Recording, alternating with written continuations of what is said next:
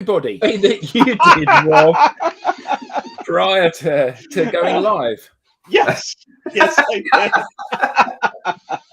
Really funny start, Alex. So I was in the green room, and Rob pulled me into the main thing, and he said, "Thank God you're here." And I said, "56 years I've been waiting for someone to say that." And what did I say?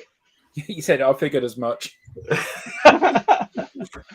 All right. Well, good morning, good afternoon, good day, and welcome to another episode of the Digital Download, which is the longest running weekly business talk show on LinkedIn Live. Today we have a fantastic episode. I'm so excited about this one. We're talking about, can your organization survive without you? And really, isn't that the ultimate goal? I mean, whether you're an entrepreneur leading your own venture or a career professional contributing to the growth of an existing organization, at some point, you're going to have to move on from your current role and responsibilities and on to the next. So how do you prepare for this? But before we dive in, let's go around the horn with some quick introductions. Adam, would you kick us off, please? Indeed. Hi, everyone. I'm Adam Gray. I'm co-founder of DLA Ignite, and I'm really looking forward to this episode. I feel in a really good place with this, I think. Excellent. Tim. Hi, everybody. I'm Tim Hughes. I'm the CEO and co-founder of DLA Ignite. It's always a highlight of Friday, the digital download. Awesome. Alex. It certainly is. Hello all, Alex Abbott, founder of Supero and very proud partner of DLA Ignite. Awesome. And myself, I am Rob Durant, founder of Flywheel Results. We help startups scale, and I'm also a very proud partner of DLA Ignite. This week on the Digital Download, we have a special guest, Sandeep Patel, hustler, entrepreneur, businessman, and self-proclaimed wanderer. Sandeep had been following a journey of his own making since he first identified an industry problem about 20 years ago. Obsessed with solving this problem, Sandeep is now the CEO of IORAD, an organization he has led from the idea stage through to a thriving tech company. So he's going to share with us his journey and the things that we can think about as we examine our own path.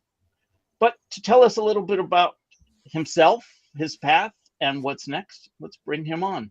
Sandeep, welcome. Hello, everybody. Whoa. I'm bowing. Sandeep, let's start with this. Can you tell us a little bit about yourself and then the journey? So Sandeep Patel, as Rob said, I am the founder, CEO of a company called IORAD. It's a tutorial builder. So we show people how to use applications. That's what our software does. The journey is a little bit of a longer story. I can kind of give you the Cliff Notes version. We've got time. Okay. So I graduated with a biology degree with the hopes of becoming a doctor. I realized I don't like hospitals. So then I kind of fluffed around for a bit trying to figure out where my place in the world was. So I became a stockbroker. So I got my Series 7.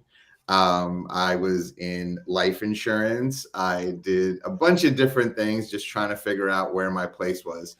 I fell into this e-learning space just by happenstance. And that's kind of where my journey started. So in this e-learning business, I was consulting for Big Pharma. I would go into their shop, and then I would have to learn their process and then build this e-learning and then sit with the subject matter expert and kind of iron everything out and then get it up onto the thing. And so I built that business. I had like really 4 full-time clients. And so one of the themes across all 4 was, hey, this most of the training involved system training. And so when it's system training, I was doing a lot of screenshots, and it was a really painful process. So that's kind of like where I started the idea for IRAD. I was like, oh my God, what if these tools that we are currently using, what if they were in the cloud and they were easy enough for the actual subject matter expert to use themselves so that they don't have to hire somebody super expensive like me. So that's where the idea started. I am not a developer, nor am I a designer. So it took a very, very long time. And the technologies that you see in cloud today, they actually didn't exist back then. So we were right at the start. And so it took a lot of experimentation. The good thing for me was I had this consulting business. So I didn't want to raise one.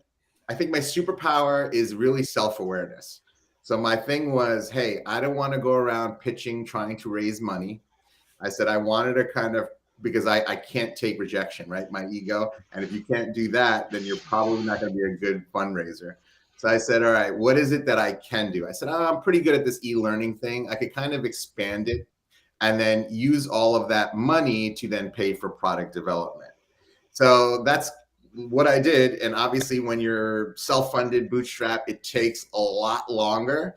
But again, there's a lot more suffering involved. But again, you have freedom. So at the core of who I am is really all my decisions that I do are filtered through that lens, is a freedom lens. It's not a money lens. It's not a this, it's freedom. Hey, how can I control my own thing? So with that, obviously there's really, really low valleys because my wife is seeing all of this money coming into the account because the consulting business is doing really well. And then she goes to the grocery store to get a thing of diapers and the credit card gets rejected. And she's like, what are you doing? Where's all this money going? And I'm like, listen, I had to make payroll this week. So obviously these cycles have been, the highs are high and the lows are lows. But again, it took a very long time to get our first version up. So from idea stage, I mean, this is not for, this is a warning when you're going this route. Like I went 7 years with just product development and experimenting and hiring and firing. And on 2014, it was finally ready because it was always easy for me because I was so obsessed with the problem. I was always designing for myself. I was so intimate with the problem that I knew what a solution could look like. So in 2014, it was actually ready for public consumption in terms of like charging somebody. So we turned on it was always a freemium. So people were always trying out the product. But in 2014, I actually turned on the billing, and it was before I went to sleep. And then at 3 o'clock in the morning, I heard a bing. And I looked over and it was our first sale. And I literally turned around and I shook my wife. You won't believe it. We got our first sale. And she's like, how much? And I said, $40. And she turned around and she was like, you woke me up for $40. But to me, that was the start. It was like, hey, somebody saw value in this. And then, yeah, we've kind of grown organically through the years. And it's just been, I'm finally at the other side where I can really appreciate the journey. And now I get to do the things that I like to do. And there's people on the team that like to do the things that I hate to do. So it's kind of been really cool now on this side of the hill. So 20 years to overnight success. That's right. There you go. I want to share something quickly with the audience. This is a post that Sandeep had earlier in the week. Over the years, I've used hustler, entrepreneur, and businessman interchangeably, but words matter when you're in it. So here's my stab. Hustler, your survival. Entrepreneur, your idea survival.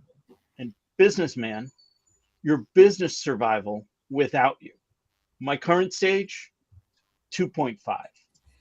And that was really the motivation behind the theme of today's talk. I knew we were going to have you on the show, but what were we going to talk about?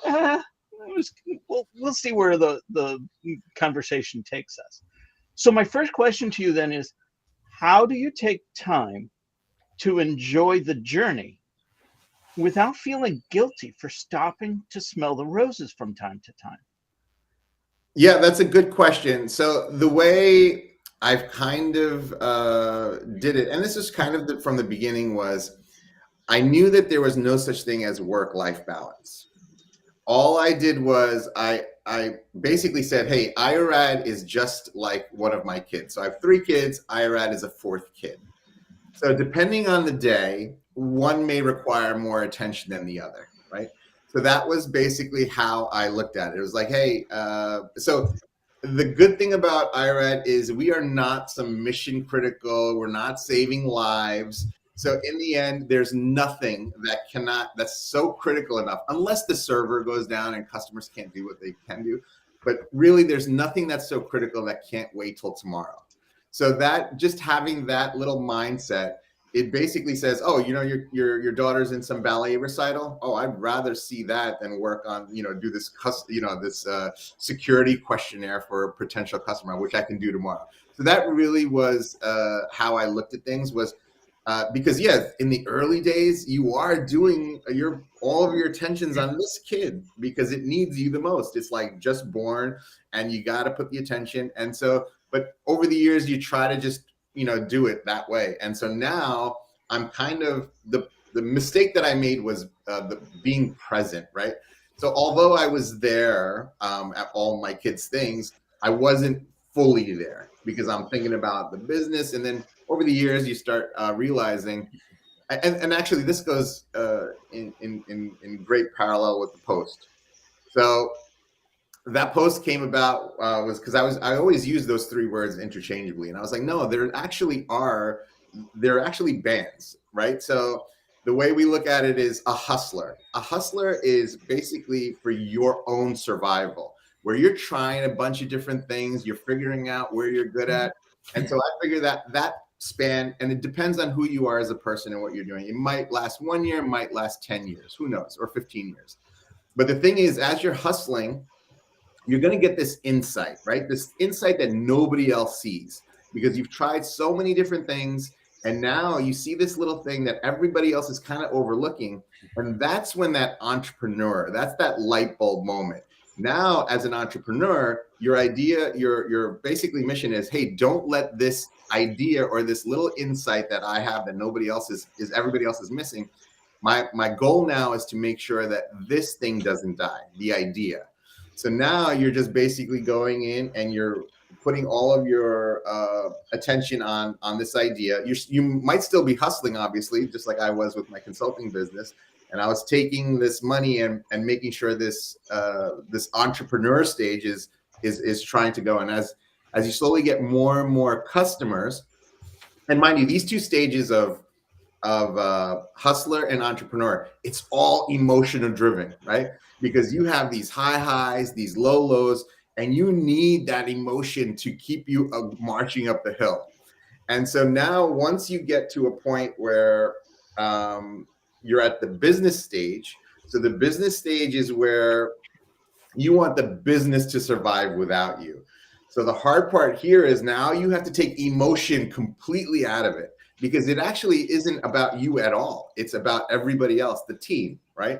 So when you're doing these things, it's like, and that's kind of like the struggle that I'm having right now as a leader is how do I take all of this emotion out of it, right? So one of the things, I don't know, Rob, I might have told you was, I've been in product this entire time and I'm really obsessed with this product. And so the transition I made was when I started hiring people was because I've always had a product team, but I didn't have a business team. I just had one customer support person and me. And so what I was finding myself was I became more of a micromanager because now I'm looking, hey, what are you up to? Because the ideas were no longer coming from me. They were coming from the customer. So I was just like, oh, is this why I got in this? And that's when I kind of knew that, hey, I'm ready for the next phase. So you got to be super tapped into the intuition part of you to listen because timing is really the difficult part. But because your ego, the way I kind of look at it, I'm jumping all over the place, but ego it's loud. It wants the best. It's always like, hey, I want more followers, more money, more this. Your intuition is always whispering, right? And so it's like, how do you, and this is like when you look at Jerry Seinfeld and how did he go off on top and then you have other people that'll go to the wheels fall off. So it's like, how are they tapped into that? Because when you're a big fan of Seinfeld, you're like, man, how come he just didn't do one more season? But his intuition told him that, hey, I've probably used up all my best ideas. Let me move on to the other, something new. And so that's the skill I'm trying to develop now, is really honing in on that intuition or the gut. Because I feel like when you're creating something, these things, it basically connects you to the universe. And that universe is always whispering, whether it's through a dream and it's through a sign of some kind. So it's just figuring out and tapping into that frequency where you can kind of figure out what is the next move. And so that's kind of like, it's just like lowering the volume on the ego and then increasing the volume on the intuition. So that's kind of where I'm at. I don't even know if I see where I started. I don't even know. No worries. I want to bring in some of the comments that we've had from the audience so far. Robert says maturity in a business is really when you get to a level of predictability. And Sean Adams says ego is loud, intuition is whispering. Might be the fifth IORAD core value.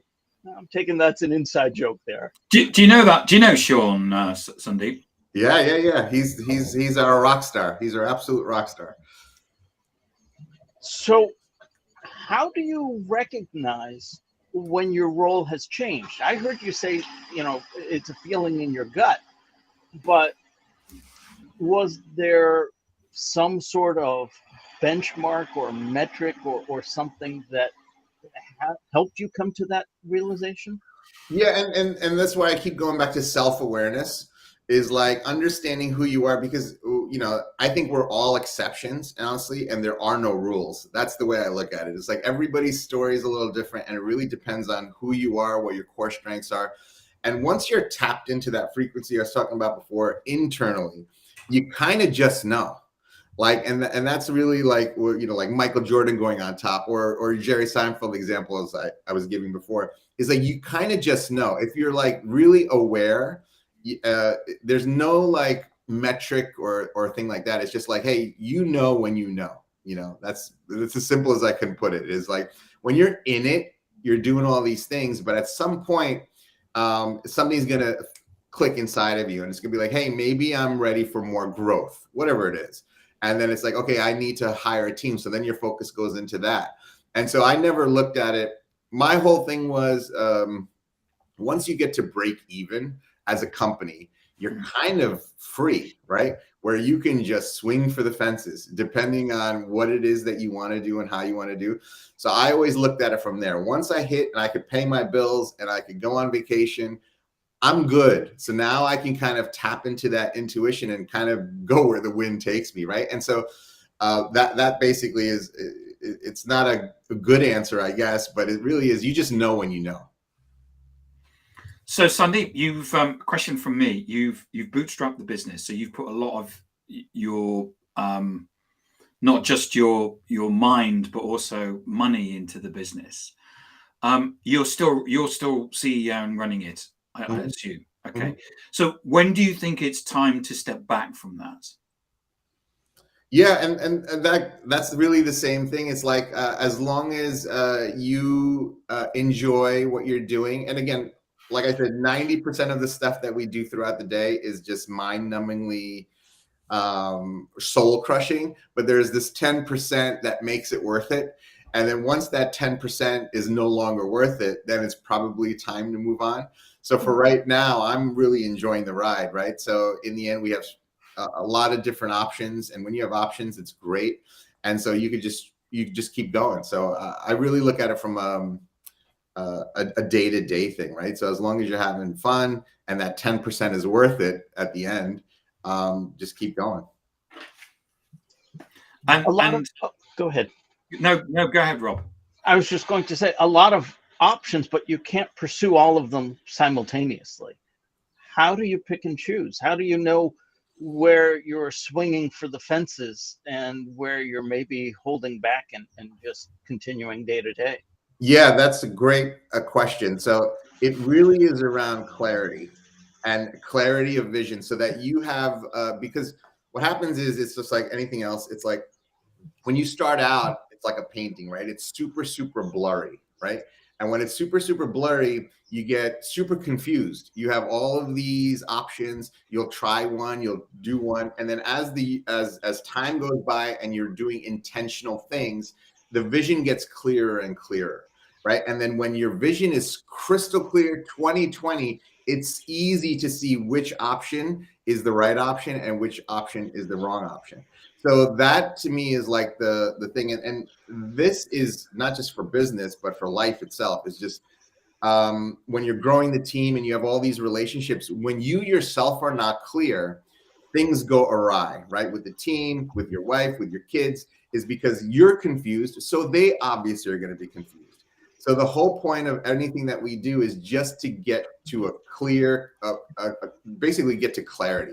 Once you have clarity, you'll know that, hey, I know my business. I know who I am as a person. So when this massive company comes to you and says, hey, man, we want you as we want to use your service, but you got to do X, Y, Z. You got to do this. You got to get $10 million in insurance. You can easily and this happened where you're just like, no, not interested. So that wouldn't have happened for me 3 years ago, even, because it was a blurry vision. You just want everybody to love you. And then what you do is you'll sign that contract and then you'll realize, man, I'm actually losing money on this customer, right?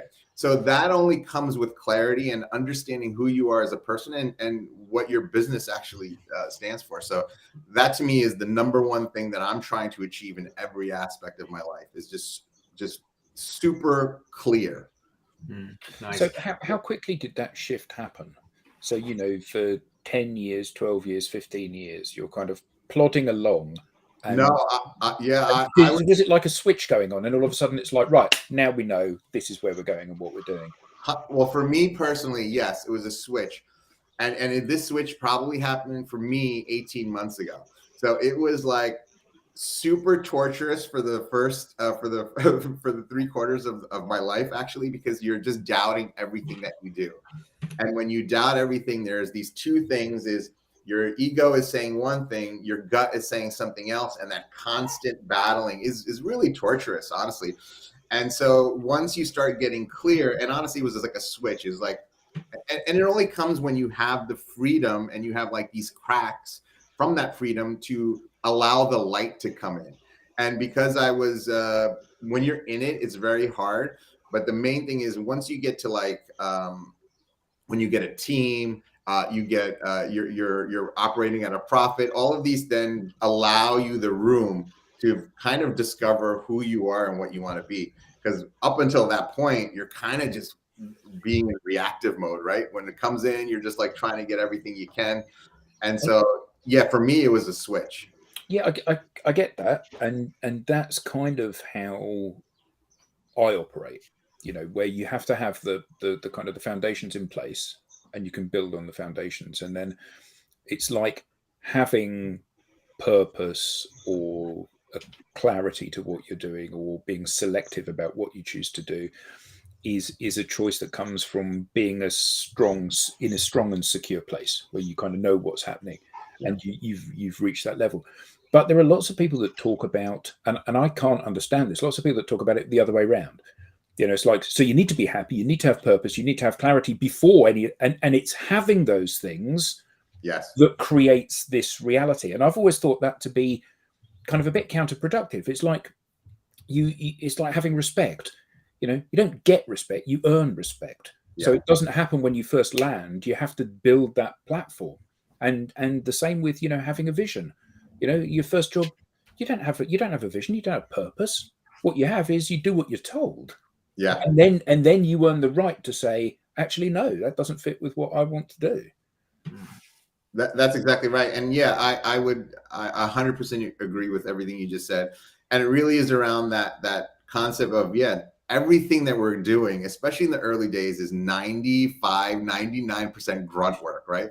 So like that 1%, maybe you might win this contract or something like that. It'll come, but as long as you're willing to grind it out. And so if you see when you're early, it's 99%, then every decade it probably goes to 98%, then 97%. And so you're constantly having to do these things that This next generation that's coming up probably is not used to this concept, right? Because they want to go. You'll hear, "Oh, I quit my job because I'm not having an impact." What? Wait, what? Yeah. I don't feel like I'm doing something that's impacting the world, or But these are all things that they'll learn maybe later on. Is hey, most of this stuff that everybody does is grunt, and there's like this payoff that's way out in the future. But as long as you are moving, and I think my whole thing is, my thing was consistency, right? So over that 7 years, when we didn't have one paying customer, I know 365 days a year, I did at least one thing to move my idea or vision forward. I did at least one thing, whether it's sending out an email, and this is 365 days a year for 7 years, right? So it's just about, that constant thing to push forward. And most people, because we're so results driven, it's so hard, right? When you're and I'm not results driven. So when you are results driven, you are looking at a metric every day, and what happens is it crushes your soul, right? Because you got this number, the number is not coming, and then because what you need to get up that hill, when you're focused on a number, it's way harder versus, hey, I really want this to exist, versus, hey, I want XYZ dollars in the bank, right? So that to me is like the core difference is not being so results focused. I honestly believe that if you do it every day, the results are a byproduct of that, right? So versus having the results being the focus. I'm so glad you said that, because I kind of, there's so much narrative on social networks about, and I don't mean to belittle it, but, about happiness, about purpose, about vision, about joy, about all of this stuff. And my entire working life, that has been alien. That doesn't mean that I haven't had purpose or joy or happiness in doing those jobs, because I have. But that hasn't been the starting point. That's been the end point. The starting point has been wanting to do a good job, doing, as you said, that grunt work. And kind of when you read the narrative that's going on so many social networks, it's all about having a higher purpose and all of that sort of thing. And it makes me feel, sometimes I read it and I just go, if I was starting out again, it'd be so great to start out today to have that higher purpose from day one. And actually, no, you don't. It's a dream, isn't it? It's a fairy tale. Yeah. You have to make it happen. You have to grunt and struggle to get to the point where you deserve that. Yeah, 100%. What are some of the strategies or ideas that you're putting into practice now to sort of get you to that next level where you can kind of step away? Yeah, so the big, and this happened all this week, was because I told you I'm very emotional driven, and I want to basically take emotion out of it. If you would ask me even just a week ago, I was like, IRAD, the software, is the foundation. It is the baby. I love it so much. And what you realize is, hey, IRAD, the software, is just a tool. It's a tool for your employees. It's a tool for your customers, so that they can save time and then live a great life, right? So once I came to the understanding that, hey, if I want to take myself out of the equation, and I want to take my emotions out of the equation, I gotta let go of this thing, right? Which is the software, because it's been such an integral part of my life for so long. I became so attached to it, and I used to fight people on like these little decisions that are really insignificant. And I actually lost a lot of sleep over these things that are just meaningless when you look at it. Just, like, hey, should I move this button here or there? Because I did it for so long. And so this is the new thing that I'm intentionally trying to do, is taking the emotion out of it, understanding that IRAD itself is not this glorious, amazing thing. It is just a tool. Just like money is a tool, just like it's really about the people, right? Because if I want to get to a level where IRAD can survive without me, you got to build this team. And now that's the focus is the team. The focus is the customer. It actually is it's not IRAD, the software, right? So getting that tattooed in my brain has been a bit of a journey, but I'm doing it intentionally. Like I'm putting all of my decisions through that filter. Is like, hey, am I doing this for IRAD, the software, because I'm so attached to it, or am I putting the team and the employees at the team and the customers at the forefront? A comment from Robert Matson. Yep, it's not the is-does of a product. It's the means why. Yeah. So what about when they do it wrong? And you will do that 1,000 times a day. So adding to that, one of the things that we have to do as leaders is to allow people to make mistakes. And that's part of the stepping back and the maturity as leaders. I mean, how have you found that? Because this is your fourth child. Yeah.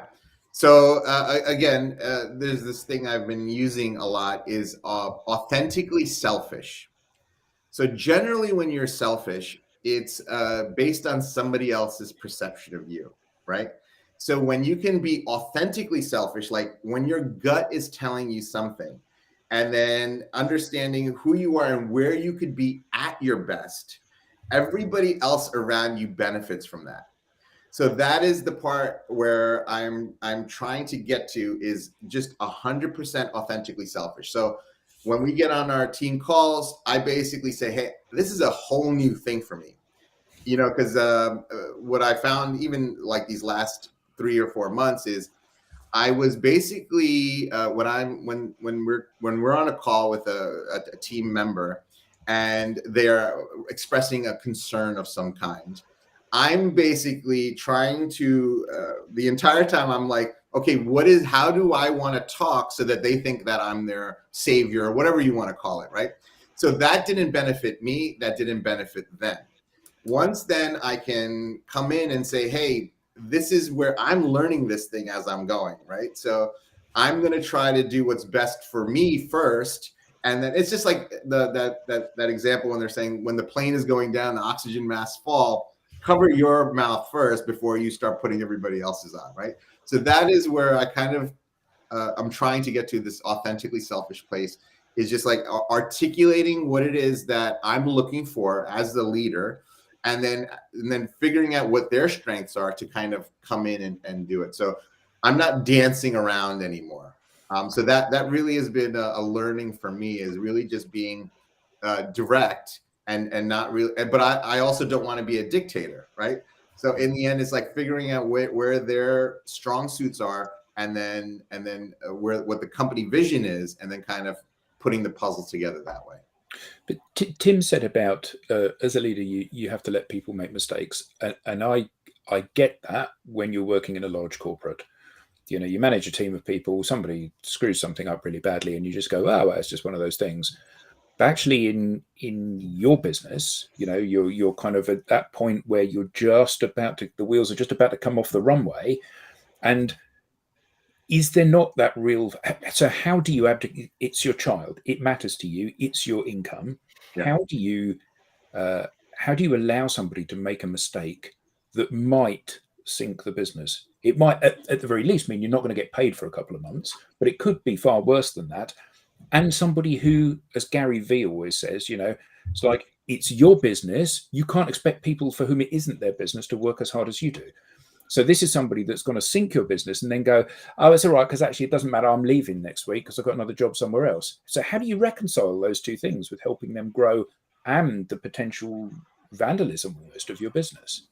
Yeah. So what I basically, so when you hire somebody, you're hiring them because they're better at it than you are, right? Whether it's by 10x, 20x, that's subjective, but you're hiring somebody because they're better at that than you are. So the first thing is once there's like this initial kind of training period, but then they're doing it 8 hours a day, right? In their thing. So there's an amount of trust that has to go in. And I've talked to Rob about this before, is when I hire somebody, I am looking for what I call non-asked outputs. is like, what are you doing when somebody's not asking you to do something? So how I hired, and I'll tell you. So the CEO of the company, he's got this great resume, whatever. And then I was like, okay, so what do you do in your free time? He's like, this, that. I go, do you have any ideas that you're working on? And he said, I got an idea for a board game. I said, board game? I said, oh, cool. I said, do you have like a PowerPoint deck or a rule book? He goes, I'll do you one better. He pauses the Zoom. He comes back, unzooms it, and he's got this this hard deck, laminated, branded, the whole thing.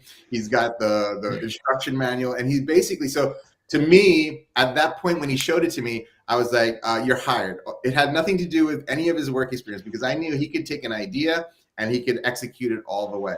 So for me, I have to, and this is a part of letting go, is you got to trust.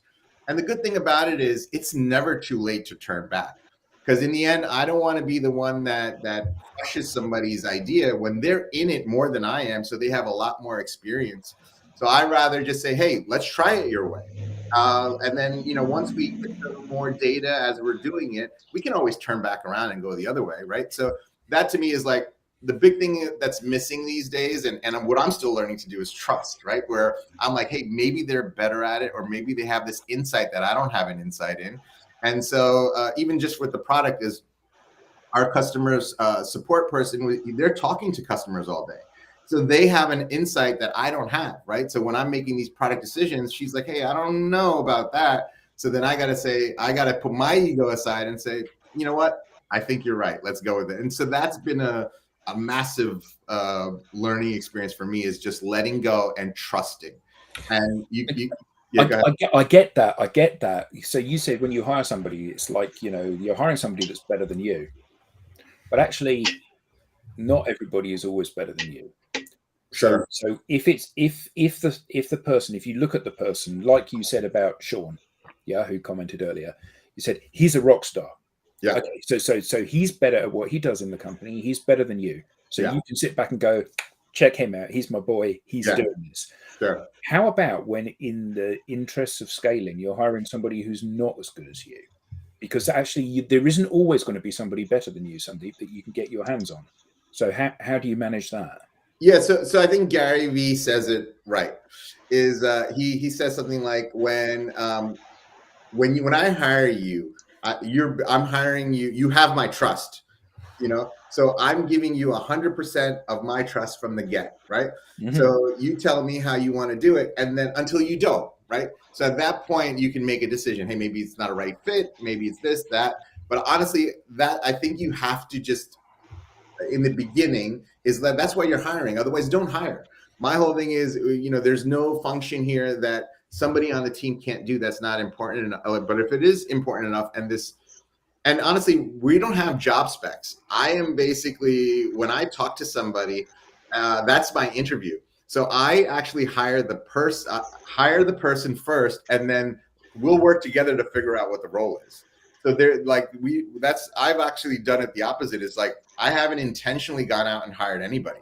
It's just like, hey, if I'm on with a customer, and then I'm like, and she really knows Ira the product, and I'm like, hey, what do you think about joining the team?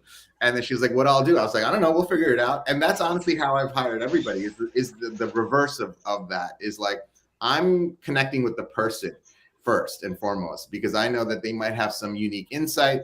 So, and this is the thing about going really slow and being in control of your own destiny, right? There's no timeline. So I'm not in a rush to hire 500 people because I got to make a quota or the stock, the investors are looking for a return. So that's why I was like, freedom. That's why at the start of the call, I was just like, I look through everything through that freedom lens, because I just want to work with cool people and do cool things. That's it. So it's a luxury, obviously, that I can appreciate now. And it's it probably not too many people can do the journey. But again, when you get to this other side, you can kind of do it play by your own rules. Yeah. No, that's fantastic. I don't know any other company that does it like that. Robert, can I just say that we recently sold my parents' laminator on eBay. Yes. They decided it was time in life to step back from the laminator. And at 85, it was time to hang it up. 3D printer now. Right. It's serious when something is laminated, was Robert's comment. I think that was in relation to the board game that you were explaining, Sandeep. Yeah. Did you put Sean Adams's comment up? I did, but let's go ahead and yeah. So what has helped me is Sandeep creates an environment that is everything is proof of concept. In other words, in a startup, we're all just trying things to see what sticks. This makes it feel like we all have a say to try and test versus some corporate mandate. And I like that. I think it's a great comment. Absolutely. And Robert followed up with drive-through today, customer success specialist tomorrow. Talent will always tell. Yeah. And Mark's come up with a good question: is how do you define cool? Because he says he's cool. I never met him, so I don't know. But from the comments, I'll give him the benefit of the doubt. But other people don't think he's cool. I find that hard to believe personally, but I think he's just being modest. What's that old John McClane song? Yeah, how do you? Everybody loves me, baby. What's the matter with you? So you said you want to work with cool people. How do you define cool? So cool is right. It's like self-awareness is the thing. It's like, everybody's been talking about AI for so long, AI. And then I loved it. I thought it was cool, but it didn't make sense at the time, right? Early in the days. Then as ChatGPT came out and now, the Google Bard, I was like, you know what if we can put this here?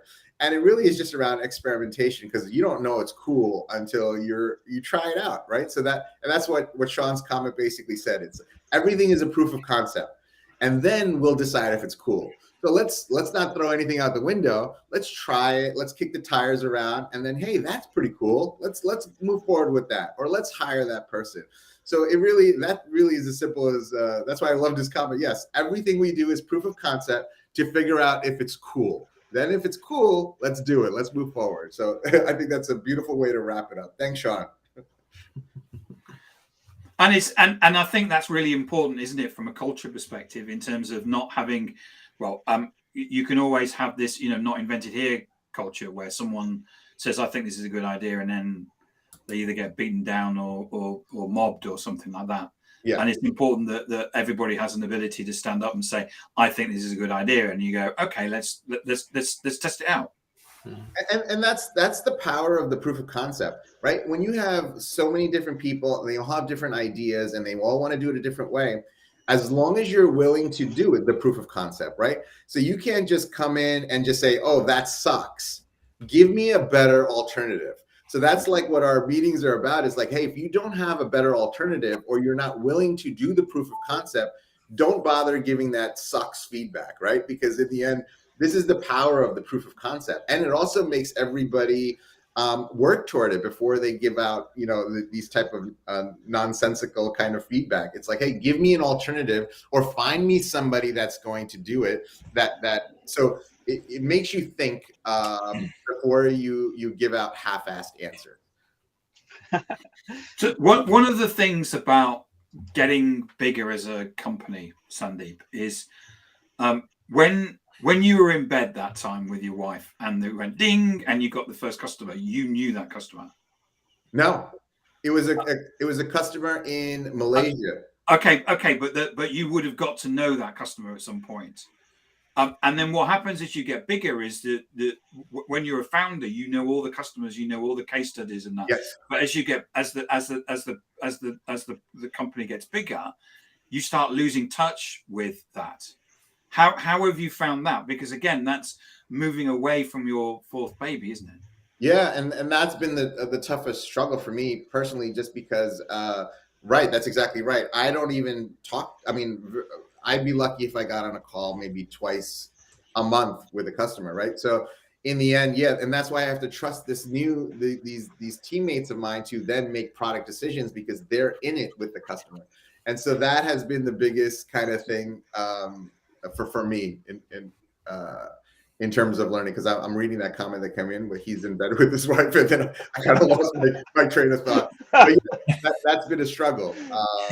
But again, but the key to all of that is hiring the right people, the ones that you can trust wholeheartedly that they're going to make the decision that is based on their customer insights, right? It's more than just trust, though, isn't it? I mean, it's not everybody that is comfortable with this loosey-goosey, I don't even have a job description for you, we'll figure that out after you come on board.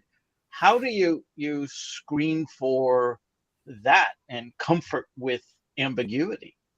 Yeah, so it's not instantaneous, right? So it's over time, right? So it's like 2, 3, 4, 5 years. So like I told you, the customer support person, she was in with customers and doing their onboarding and all these things.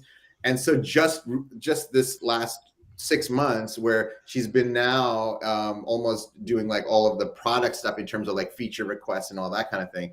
And that just happened, right? So it took 5 years to get to this point. So once you understand the person, then it becomes easier. We're not just going to say, oh, you're in charge of this. It just takes time to understand that their skills are aligned with yours. And that 5 years, she had almost daily access to see how I was running things, right? So she was seeing the issues that we were putting in, the features that we were building, how I was working with dev. So over 5 years, she kind of understands my voice at that point, right? So that's the beautiful part about not hiring somebody for that particular role, because now she's building these skills from scratch. And now she's watching me do it. And so she basically knows my voice so well now, right? So that's kind of how I saw it working, where she didn't have her own preconceived, or she wasn't in that role at a different company. So she was able to see me, and then I was like her, foray into the world. So I was her teacher, essentially. So now it's almost like a second voice. And now she does it better than I did, right? Because she has very specific skills in terms of like project management that I don't have, right? So she actually does a better job than I do. Sean says you have to find entrepreneurs. I tell people I am an IORAD franchisee. That's right. So the way I look at the organization is everybody is kind of in charge of their domain, right? My job as the CEO and founder is to make sure that I tell them, I'm like your executive assistant. You let me know where your roadblocks are, and my job is to remove that. And it only works when you're hiring the people whose pilot is lit. This is what I like to say is like, your job as a thing is just to make sure whose pilot is lit, because then your job is only to provide gas, right? I don't want to be the one trying to start the fire inside and showing you what to do and all these things. We're looking for independent franchisees, as Sean put it, so that they can take something and then drive it, right? So that's been, and they're very hard to find, right? So for every person who's pilot lit, there might be 100 people you got to actually interview and go through. And that's why I've been very slow and methodical on the business side of things. On the product side of things, it's much easier because you can, say, hey, come on for 30 days, build this thing, and then you can kind of evaluate. Those are really hard skills and hard outputs that you could see immediately. But on the business side, I knew that if I was hiring a wrong person or misaligned with me, it's much harder to detect until like 6 months, a year out, and then a lot of damage is done already. So I was very methodical on the business side of things as I started bringing people in. And it's the same across the business, whether you're in sales or marketing or services or. Yeah. Years ago, I often struggled with, as a salesperson, would struggle with the fact that, I was confident in my own ability, yet you sort of have to conform to this model, this kind of go-to-market strategy and operating model that the company and the leadership team have designed. And, sometimes you didn't quite fit within that. Yeah. And I think the big thing is, and I'll use Sean's example from yesterday. So he basically, there's this big governmental organization, and they want, but navigating those big organizations are really hard, right? And the return is not there because you got to put in a ton of time to figure out. It's like a maze, right? So he says it's a huge opportunity, but I don't have the bandwidth. But he said, hey, here are two people outside agency that we could probably bring in that you can just hand it to them and they'll kind of navigate it for you. So he didn't just say, hey, we're not doing this or I don't have the bandwidth. He basically said, I have a solution. Here are the people that can do it, and let's get on a call and do it. So that to me is like where I love these people that have the pilot lit is, right? They'll come up with a solution. They'll find the resources. They'll do all the work. And now my job is just to say, yeah, let's do it. Let's sign the contract. Let's find the money and do it. So that's kind of like where it's been working really, really well, right? Because when you put the onus on somebody to find a solution to come up with it, and the only people that can do that are independent franchisees, right? Where they're just like, hey, this is mine. I got to own it. I don't have to do the work, but I can find the resources that we need to get this going, right? Yeah, bring me solutions, not problems. Yeah, that's exactly right. Mark has a great comment. I just had my team hire a new team member. They came to me and said 2 candidates were very closely matched and struggling to decide between them. I asked them who they felt they were comfortable with in the role, and they were immediately able to select one over the other. Sometimes it's just about fit, isn't it? How do you measure for fit, though?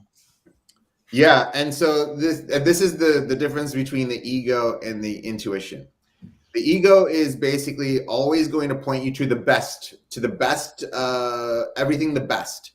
The intuition says where you could be at your best, right? So it's the same thing is like when you have these 2 candidates, one might have this phenomenal resume, right?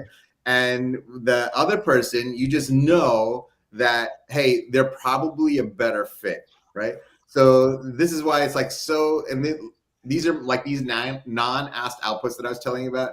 It really is my way of kind of filtering that is like, hey, that's how you could be the best inside of IRAD, the company, because that is the key telling for me is like, hey, I don't want to hire specialists in these little things, right? We're not at that size yet. We just want generalists. And if you have your pilot lit and you're excited and you're bringing solutions, that to me are like the instant tells for me, right? But again, that takes years to develop. Only the clarity that comes, right? Where you're able to look at a person and say, hey, they'd be a good fit inside the company. And it doesn't matter what your resume looks like. So that's why I'm like, the clarity part of understanding your business, who you are, it just brings all of this other kind of superpowers underneath where you can instantly look at somebody and differentiate between the best and being at his best. Like, and that just comes with time and a lot of failures. Yeah. What about coaching then within the organization? Do you kind of support that? Do you have an approach that brings the best out of people? Yeah, and my whole thing about, so it's like unsolicited advice, as I call it. Nobody likes unsolicited advice. But if you come to me and you want something specific, that's when I can provide my input, right? So I'm like, when unsolicited advice comes only when things are blurry, right? When you are not sure, that's when somebody feels like they need to put their input on. So I'm like, hey, identify when the vision is not clear, and then you can brainstorm it together. But yeah, I think it's a pretty open culture in terms of like coaching, and I go to other people, right? Where Sean is like he's like the sales guru, right? So in the end, he has so many different insights about different things. So I think we're all help each other in terms of that, see things that we might miss just because they're in it. And this only comes when you have no ego and because truly collaborative environments only come when everybody is willing to be vulnerable, right? So that's the part of when there's no egos, and that's when the best idea wins. And I think I've just from me being vulnerable enough to listen to somebody else who's not done it for 15 years, that I think because I'm doing it, everybody else will do it. So it's just leading by example, and that's the culture that we have here. A couple of additional comments have come in. Mark continued. What I also told them was there was no wrong choice they were making. That's exactly right. Regarding the hiring. We have from Robert, 95% of buying decisions are made in the unconscious mind. Dr. Gerald Zaltman, how customers think. And he goes on to say, hiring is buying. And then Mark says, Max Planck, quantum theorist and Nobel Prize winner, wrote, when you change the way you look at things, the things you look at change. And finally, we have a scoreboard. Vulnerability 1, ego 0. Vulnerability for the win. All right. And I think that goes well with Robert's comment earlier on about servant leadership. Absolutely. I put Michael's up because the ego needs Michael's just came in. Oh, great conversation. Yes, great conversation. Absolutely. As we approach the top of the hour, any final thoughts from the panelists before we give Sandeep the last word? Brilliant. Thank you so much for coming on. Yes, I mean, I found this fascinating and incredibly comforting to hear you talk about your journey. So thank you. I owe you a huge amount for that. Thank you, Sandeep. It's been excellent. Your counsel has been excellent, and the way you deliver it is fantastic as well. So thank you so much for coming on. It's exactly what it's better than what we wanted. Wow. I will share this with you. I want to thank you specifically for the talk around ego. And I say this because I think of myself as egoless. I am not. And I am learning that it's okay to listen to it. And it's okay to listen to the whispers too. That was a paradigm that I hadn't heard before. And I'm incredibly appreciative of it. So thank you for that. Yeah, and Rob, when we think that we're the people that think they're egoless, like me and you, we have the biggest egos. You're probably right about that. Yes. Yeah, we all see Rob's ego every day. Yeah, that could be too. Thanks, John. Sandeep, any last thoughts? No, this has been a ton of fun, and Rob, thank you so much for putting this together. And Rob's been amazingly generous with his time, and we've had some good talks. But this was a lot of fun. And I put my hand on my chest and do a little bow with my head just to show my appreciation. Our pleasure. Thank you very much. Before we sign out, I wanted to thank, of course, all of the panelists. Sandeep, thank you so much for being here today. And to all of the audience, especially those that were contributing to the conversation with your questions, with your insights, again, thank you for being an active part of the show. I do want to share with you, if you have something to say, we're always looking for additional guests. Sean, you had a lot to say. I'm just saying, if you have something to say, we invite you to the digitaldownload.live website under the Be Our Guest section. Fill out that information and we will reach back out to you and work to get you on the show. Thank you all for another fantastic Friday episode of, what is it again, Adam? I can't remember. We've been here for a while, though. It is the Digital Download, the longest running weekly business talk show on LinkedIn Live.